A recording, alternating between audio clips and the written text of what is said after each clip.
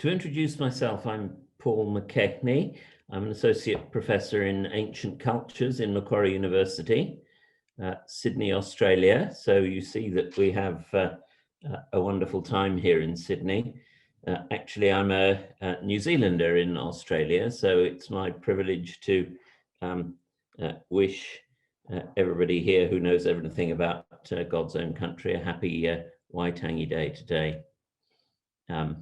I don't think I need to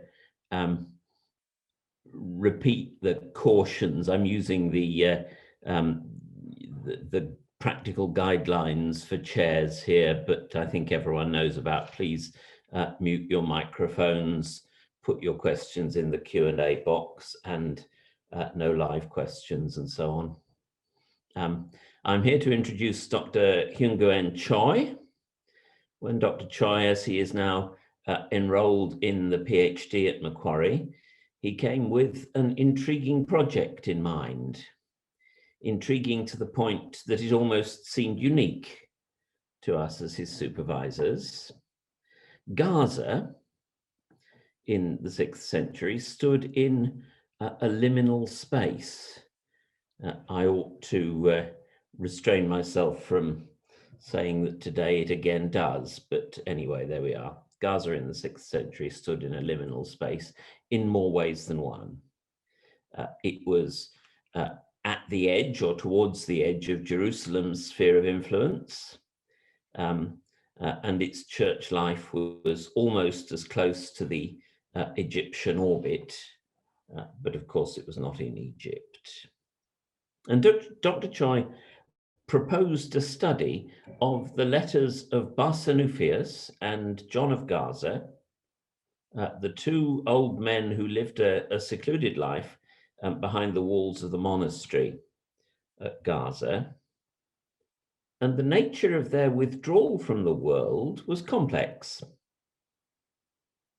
Inquiries flooded in.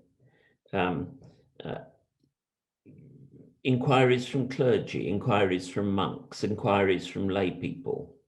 And when you read the letters of Barsanuphius and John of Gaza, you can read Gaza itself, its ordinary features and its particularities on every page. The body of material that Dr. Choi selected to work on was a particularly interesting one. And the thesis was completed and triumphantly passed in 2018. Now, after spending some years in Australia, Hyung Guen Choi has recently moved back to Korea. He's now a research fellow on the HK Plus project team in the Institute for Theology at Anyang University.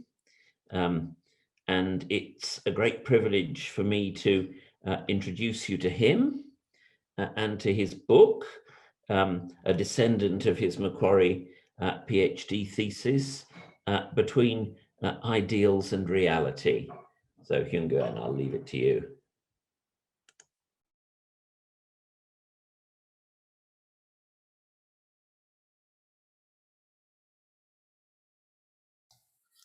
Thank you, Paul. I'm sorry.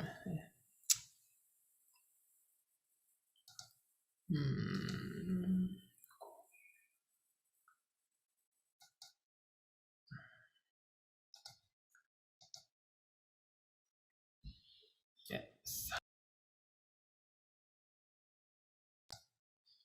Yeah. Do you hear me? That's good, yeah. Yeah. Yes. Oh, sorry, I can't see. Do you see my PowerPoint? Yeah, I've got that. Yes, yeah. Thank you, Paul. Good morning, good afternoon, good evening. Yeah, my name is, I am Hyung Guen Choi, introduced by Paul McKechnie shortly before.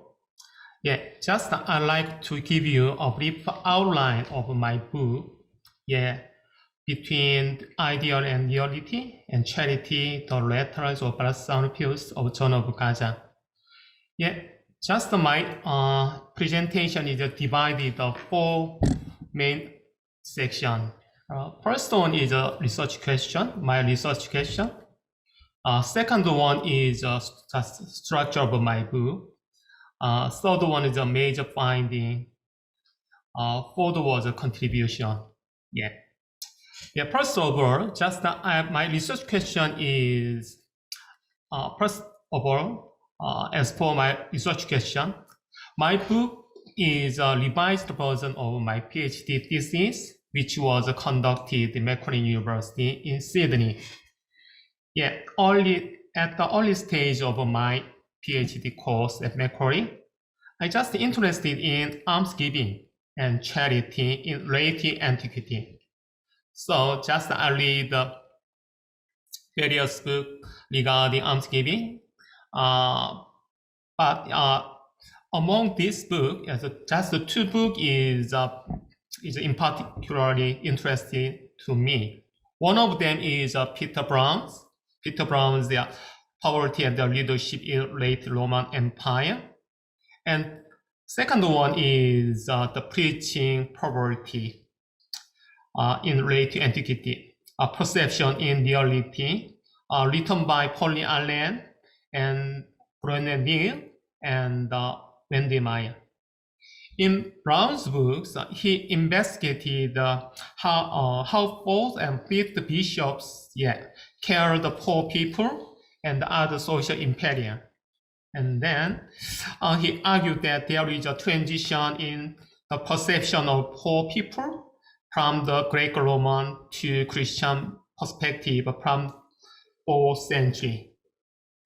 However, his argument was contradicted by the Pauline Allen and Wendy Meyer, Brené Neal.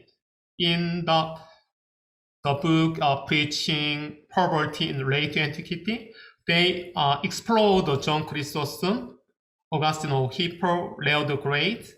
They came to the conclusion that such transition sometimes in the 6th century, not 4th century. On the basis of this gap between the Peter Brown and Austrian scholar, my research started. My study concentrated on the perception of charity and its relationship to the wealth and the benefactor in the letters of Barsanuphius, John of Gaza. How to when a transition, such a transition. And second is structure of my book is just chapter 1 is introduction. Chapter 2 is just I investigated the geographic, socio-economic, religious background of the city of Gaza during the late antiquity. And chapter 3, I just chapter 3 deal with the history of Gaza monasticism and the correspondence of the Barsanuphius John of Gaza. And then after this overview, next 3 chapters will touch on the more detailed examination of nature of charity in the letter of Barsanuphius John of Gaza. In particular, chapter 4, investigated the spiritual guidance provided the holy Gaza man in relation to the giving gift to the poor people.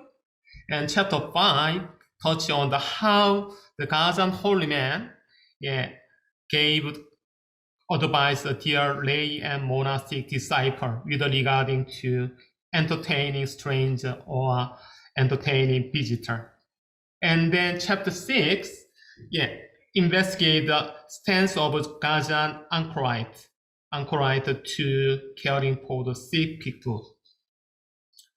The main finding in my book is just 4. The first one is based on the previous chapter 6. I just identified 4 major findings in relation to the charity in the letters. First of all, Barsanuphius, John of Gaza, basically advised their disciple conduct charitable activity because charity was a way to follow Jesus' command. And it was, second, it was also a way to gain spiritual benefit. The last is Barsanuphius, John of Gaza, for the helping poor people was helping Jesus. Yeah. Second finding is Barsanuphius, John of Gaza suggests the ideal guidance, at the same time the realistic advice. The third finding, they act as a dependent of the faith and as well as their disciples. The last finding is a shift from the Greco-Roman perspective on charity to the Christian view. Yeah. So,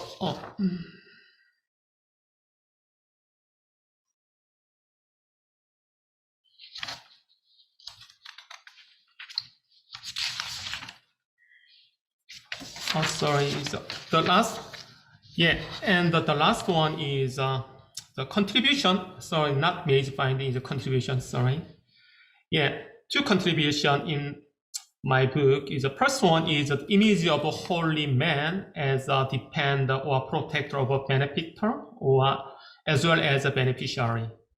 This was extending understanding of the holy man at the late antiquity world.